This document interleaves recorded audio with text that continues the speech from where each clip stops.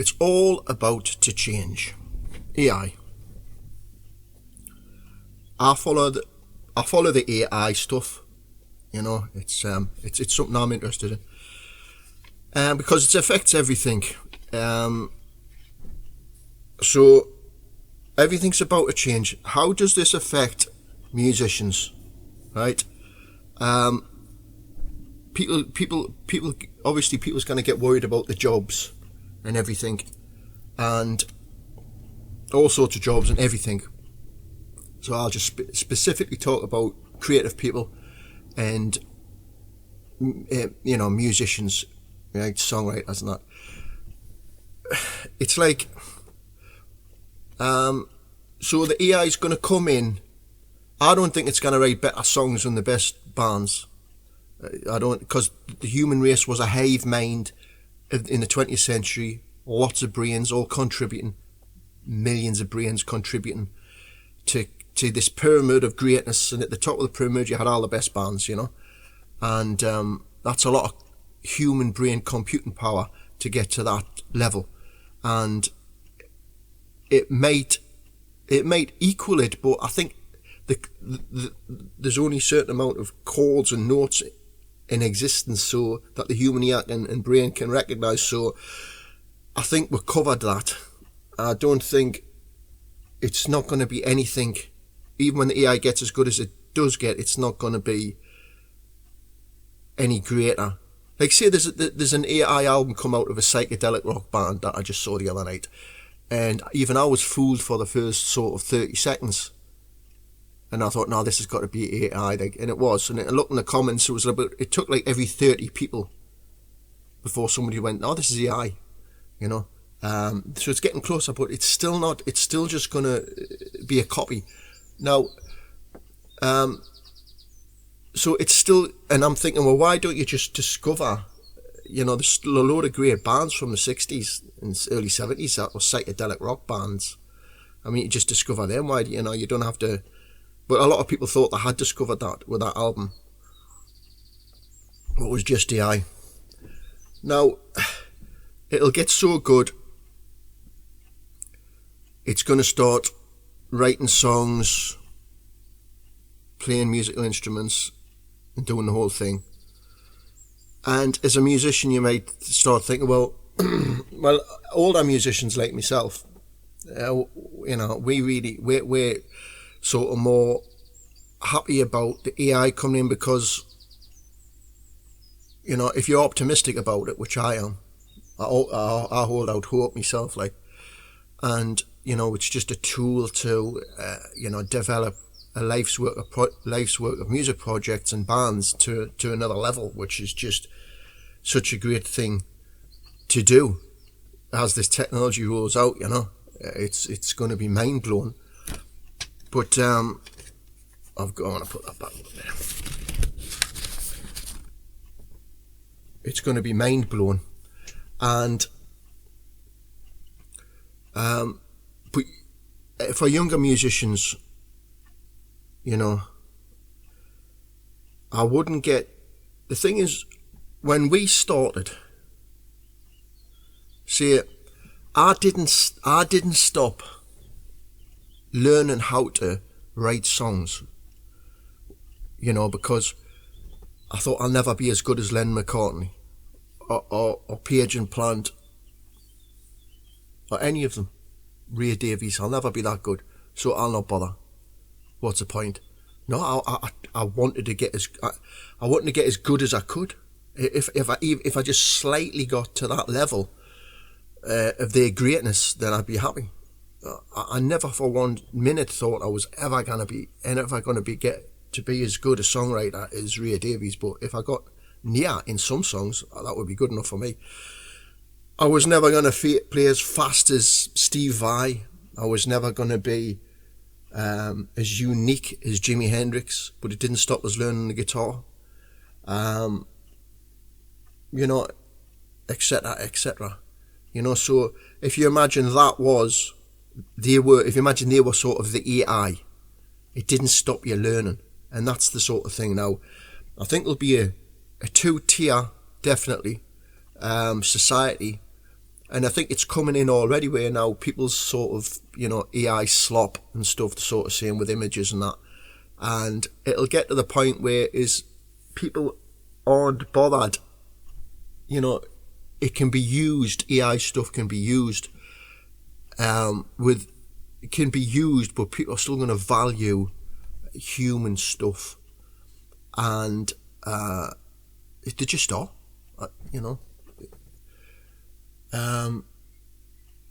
there's always, even as the AI gets so advanced, I think the human mind is not going to be advanced enough to appreciate the art and music it's going to create, because it'll be creating art and music on another level, like how what certain animals can only hear at certain frequencies. We'll not hear their greatness, and we'll not be able to see their greatness, their masterpieces, because they've gone to another level, where we've become the chimps. And there'll probably be, like the Quakers in America, will be like that. That sort of society will be staying there. That's where we'll be. I don't think many people are going to be getting cyborg and all this sort of stuff. There will be people that do that, but then if they do go cyborg, then you're still never going to keep up with the machine, because the machine develops so fast. So you'd have to completely get rid of your own biology to develop, and then you just basically a robot. Maybe you've digitally uploaded your brain into a microchip, but then you're just a robot. I think when people realise that, they'll just put the brakes on. But I think people want longevity in life. They definitely want longevity in life, biologically.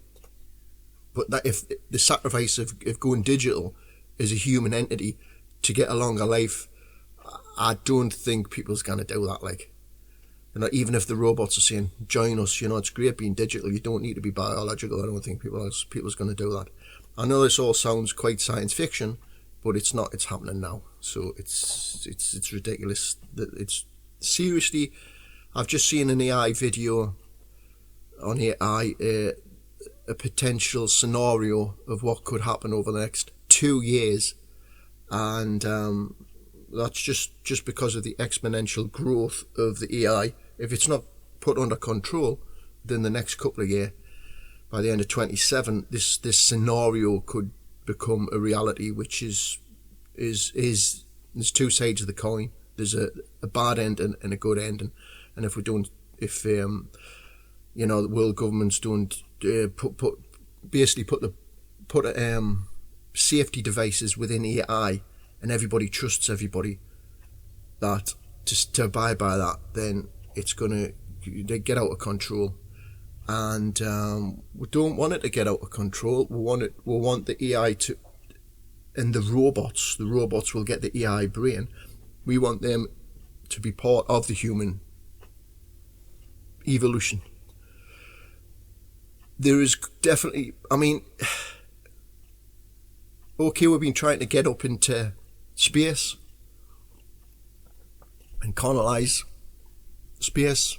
It's been a dream of the human race for 100 years. Your Saturn V's and your moon landings, and it's something within the human race. But there's that thing of I was looking at a fish tank once, and looking at the fish in the fish tank, the tropical fish in this big fish tank, and I thought, that's us in space. The only way the human being could really comfortably and have any sort of existence in space is if it was a robot. So like I say, I think it's going to go back to Quakeness. We're going to be and it'll be, we can be observing and get all the benefits of all this AI technology as they go forward into a realm that human beings could never reach because of our biological limitations, which are God.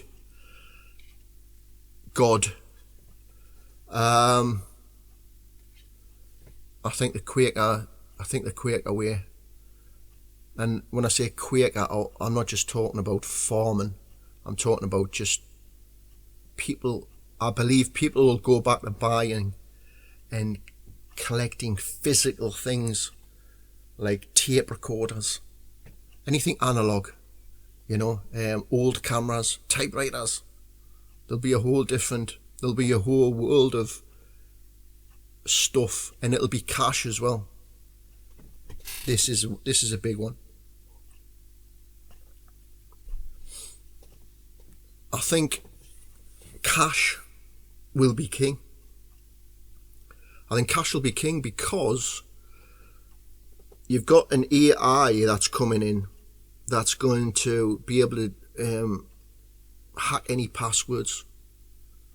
They're saying that there mightn't even be an internet. It'll just be AI. So, but in an intelligence that can, if somebody, there's criminals all over the place, it'll be too easy to get. Or anything online. You'll not want to buy anything online. It's going to be too risky. It's going to be it'll not be possible. So it's going to have, I think it'll go back to physical cash. Again, that two-tier society thing. And something else I thought about the other day was because everything's getting, which I'll be contributing to, but I'll always be putting on this as AI. 50% AI, 100% AI, whatever. Will never be 100% AI. I'm just wanted to embellish my projects, my bands and that. But I think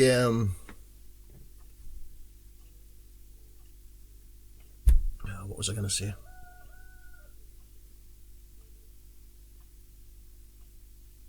The cash is coming in. See, my mind's gone. This is why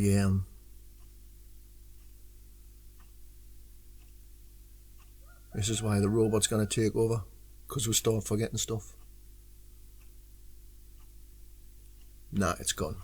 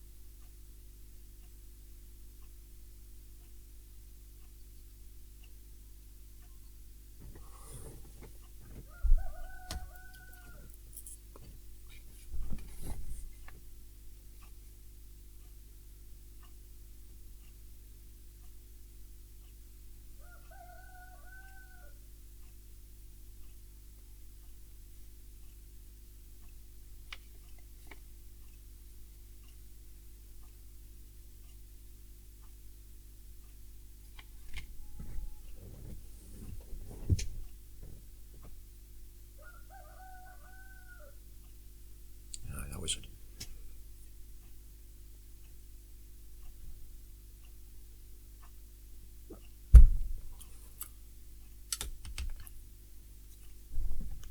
And something else I was thinking about the other day is you got so many photographs and cock-a-doodle-doo.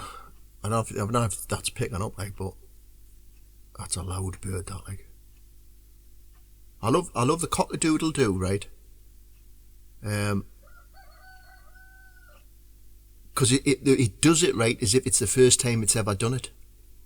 I think it's hilarious. Or it knows this riff, and it really it expresses it differently depending on what sort of mood it's in. He's got one string to his bow, but it really uses it well. Funny. So there's going to be that many photographs, videos and everything. AI slop. It's just AI creativity from people. It's all going up. It's going to get insane. There's going to be that much. Is this going to be me? Is this actually me talking? We're getting 12 months away from that. This mightn't be me. This might be AI generated. I would give it 12 months. Well, it's the technology's there already. It's just they haven't brought it out yet. They're just bringing it out in drips, but they're bringing it out faster and faster. It's like speeding up ridiculously. So you've got all this online, or all of this stuff, which might pop might eat itself. The internet might eat itself because of that reason. I hope not, because I've got all my stuff up like everybody else, you know. But I think things like encyclopedias are going to be. If you go to a charity shop, I shouldn't really say this until I get out and buy them. But if you go to a charity shop and you can get like a stack of 1950s or 1960s print copies, you know, you get 20 encyclopedias for about £3 from the charity shop. You know, beautiful old books. That data is going to be worth a fortune, right? Because anything pre sort of COVID was the change. COVID's going to be seen as when the world changed, like with AI. What that means, history will see what that was about. But anything before 2020, right, is real data, encyclopedias, books. Anything after that cannot be trusted. You cannot trust anything that was online. You cannot trust any photographs, any videos, any nothing. So human beings in the future are going to want to know what the hell was real. What was a real band? What was real music? What was a real film? What was real photographs? What was the real? Well, I was going to say the real news. That will be difficult. What was the real? What's the real history? Right? Is best, you know. Even that's going to be a little bit difficult, but there's that. Well, no, not really, because there's different. You know, you see the pyramids. There's real stuff written about the pyramids, and there's your mainstream stuff. So anything pre-2020 is going to be bought. All the analog stuff, all the books, all the DVDs, all the videos, all that stuff is real document of human history to the year 2020. So, you know, I think stuff like encyclopedias are going to be very, very valuable. And I think that's about it. Basically, I was just looking how the progress goes, you know, and it's really just the main thing about this was just to say, if you're a musician and you're starting to think, what's the point? You know, don't. You know, if you are wanting to be a footballer, even today, you know, you want to play football, you don't stop not wanting to be a footballer or learning football or learning anything, because you're never going to get to that level. You're never going to get to that human level. You know, you're never going to be as good as, you know, that footballer or that musician, you know, in the past. It never stopped you. You still wanted to be as good as you could get. Two-tier society. What the AI does is their business. What the human race does is valuable, and is going to be really, in fact, it's going to be more valued, really, you know, as time goes on. Thanks for listening. I am off on my travels. I'll see you again. Bye-bye.